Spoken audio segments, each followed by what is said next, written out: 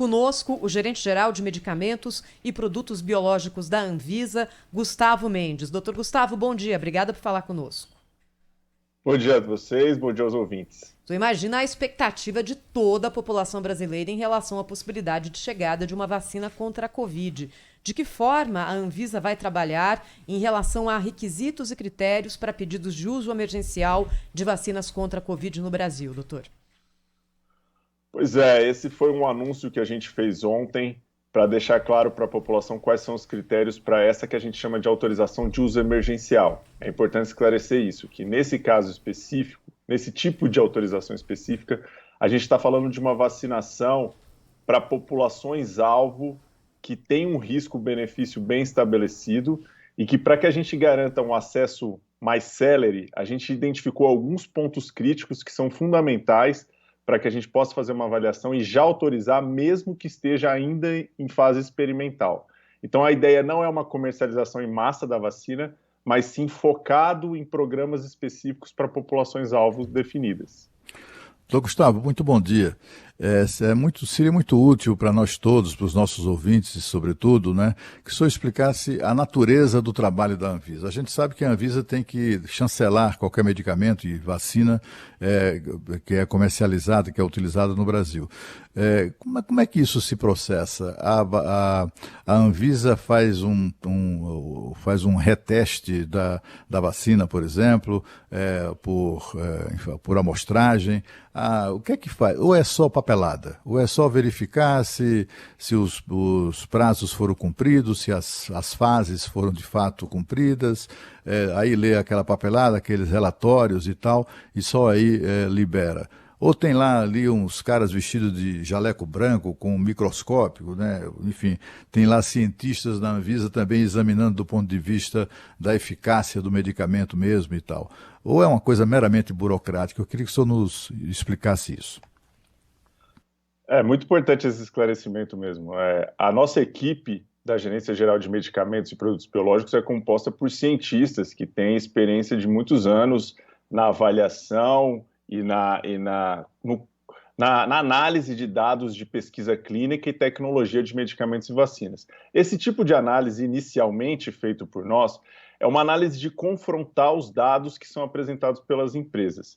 Não é só papel, nós temos acesso ao que a gente chama de dados brutos, que são os relatórios, as fichas clínicas, todas as informações que são geradas e que, por fim, sustentam essa alegação que as empresas fazem, por exemplo, de 95% de eficácia, 90% de eficácia, né? A gente tem visto aí que muitos desses anúncios têm sido feitos na mídia antes mesmo de uma revisão por pares e antes mesmo da revisão regulatória, que é fundamental. Então, a nossa função inicialmente é essa, primeiro, confrontar esses dados para que a gente possa saber se realmente essas alegações são verdadeiras.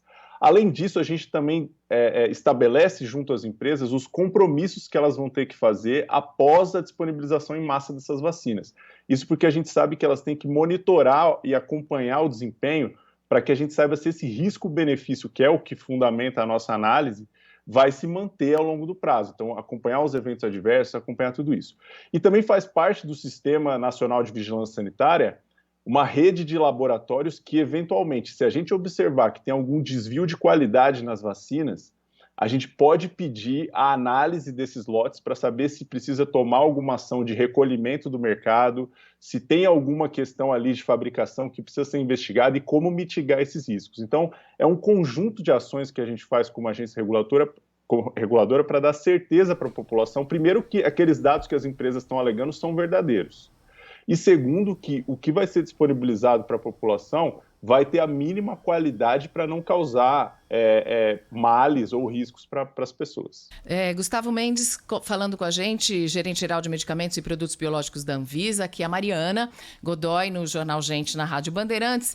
Esse uso emergencial, ele não substitui a necessidade do registro. Precisa ter registro na vacina, precisa ter um registro no país para ela poder ser aplicada na população, para ela poder ser vendida pelas clínicas particulares, por exemplo. Quanto tempo leva entre a autorização para o uso emergencial e a aprovação desse registro para que quem queira, por exemplo, tomar a vacina numa clínica particular e comprar, possa fazê-lo também? Pois é, a autorização de uso emergencial, a gente acredita que é um acesso mais rápido porque a gente identificou pontos críticos para autorizar para uma população específica. Então, a gente focou naquilo que realmente é fundamental e muito importante e que vale a pena, então, liberar sem o registro.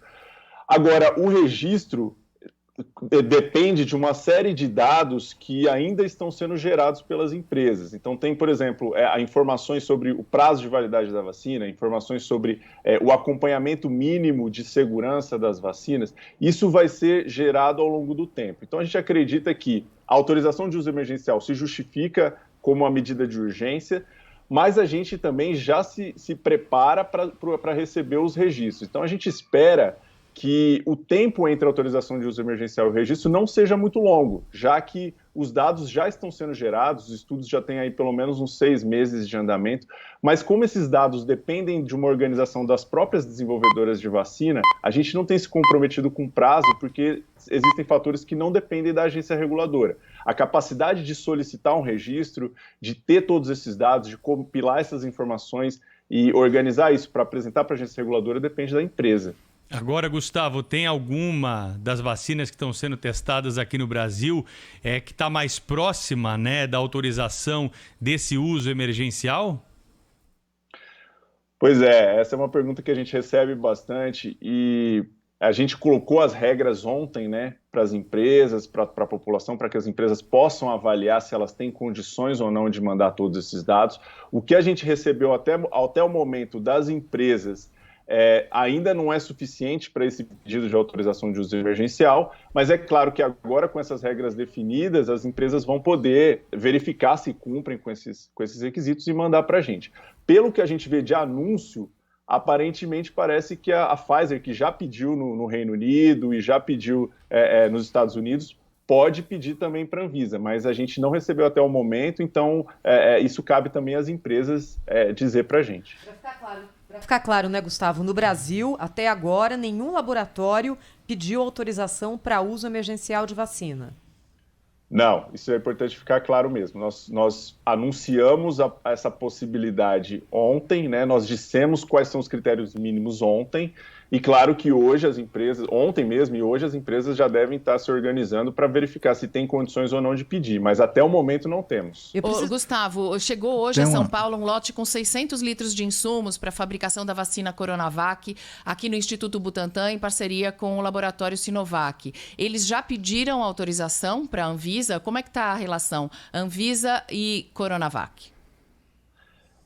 Esses insumos que estão vindo e também vacinas que vieram em caráter experimental são já fases ou do estudo mesmo, que ainda está em andamento para a Coronavac, então o estudo ainda não foi concluído, ou também parte do que eles vão desenvolver da vacina aqui no Brasil. Então, adiantar os processos para desenvolvimento da fabricação aqui no Brasil. Então, nada disso ainda é vacina que pode ser disponibilizada para a população, mas sim etapas que fazem parte dessa organização e da gestão para que, quando liberada, ela possa ser utilizada. E a definição desses requisitos se inspira no que aconteceu na Inglaterra ontem com a autorização para a utilização emergencial da vacina da Pfizer, Gustavo?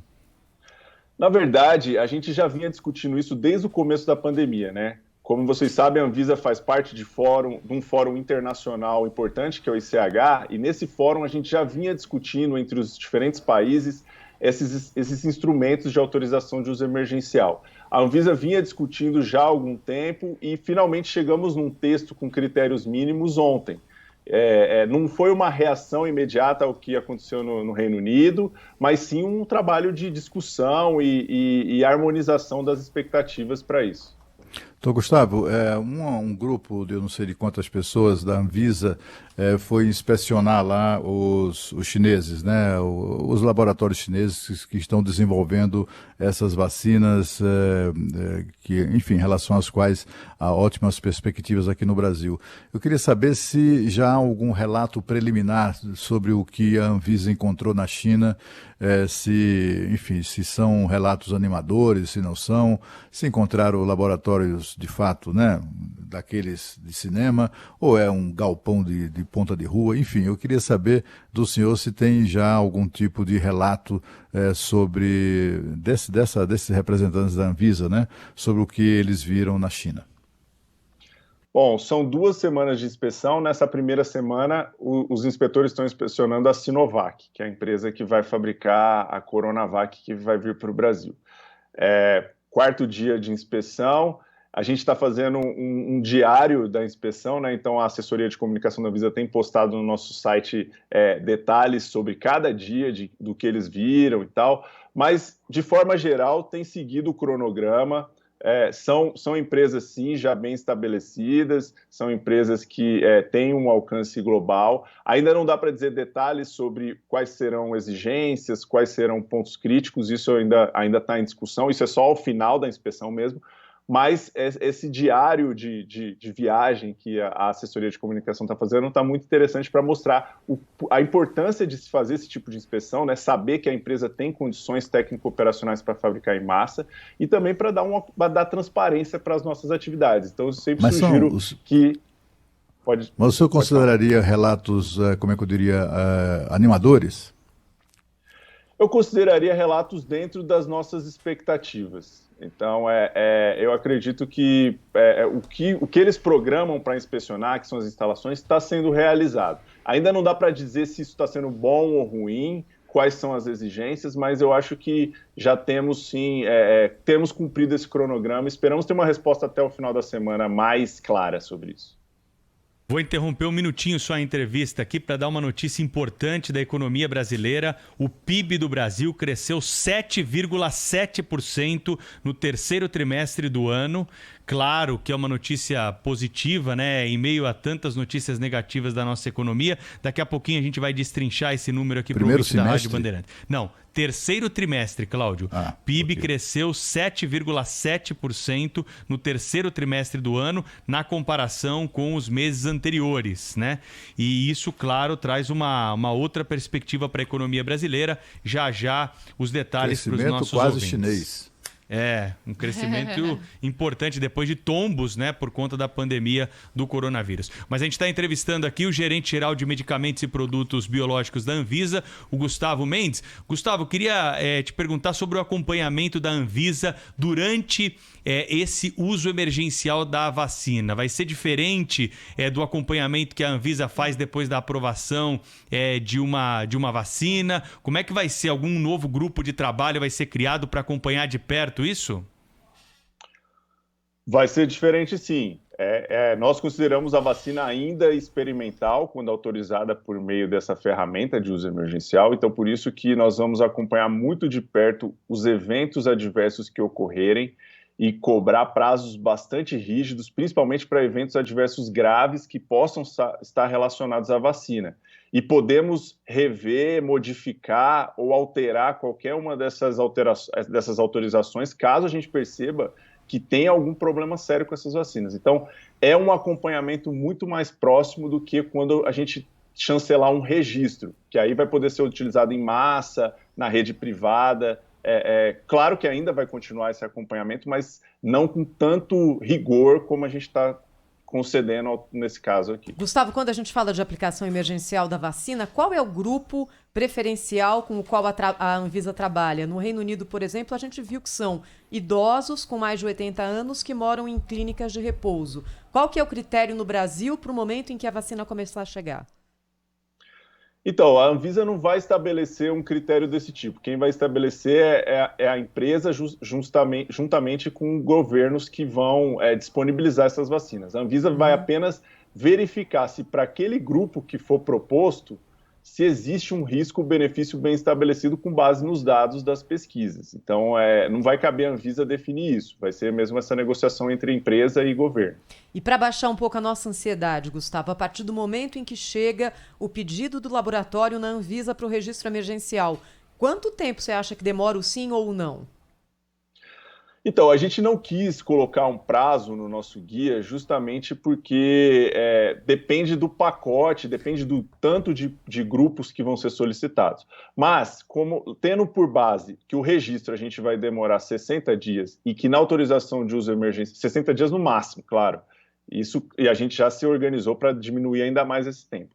E considerando que a autorização de uso emergencial é mais focada nos pontos críticos, a gente acredita que esse prazo vai ser bem menor. Esperamos que seja uma questão de no máximo um mês, mas eu prefiro não me comprometer com prazo, porque a gente vai depender desse pacote que vai ser mandado para a nossa análise. Mas vamos ser muito transparentes. Quando a gente receber esse pedido, a gente vai ser muito transparente para dizer para a população uma expectativa de prazo, justamente para diminuir essa ansiedade. Uma pergunta geral sobre vacinação e esses estudos que a Anvisa faz. Uma vacina pode apresentar efeito indesejado depois de alguns anos depois da aplicação? Ou esses possíveis efeitos colaterais negativos são avaliados e já são contados a curto prazo só? Pela nossa experiência em acompanhamento de vacina e nos nossos estudos, a gente vê que os eventos adversos graves costumam acontecer em prazo curto. Geralmente são desencadeados já pela reação imunológica imediata. Agora, o acompanhamento a longo prazo não é imprescindível. A gente vai ter que acompanhar, os estudos que a gente aprovou duram no mínimo um ano. Então, precisamos ver, sim, a longo prazo, mas na nossa experiência, esses efeitos costumam ser mais de forma imediata.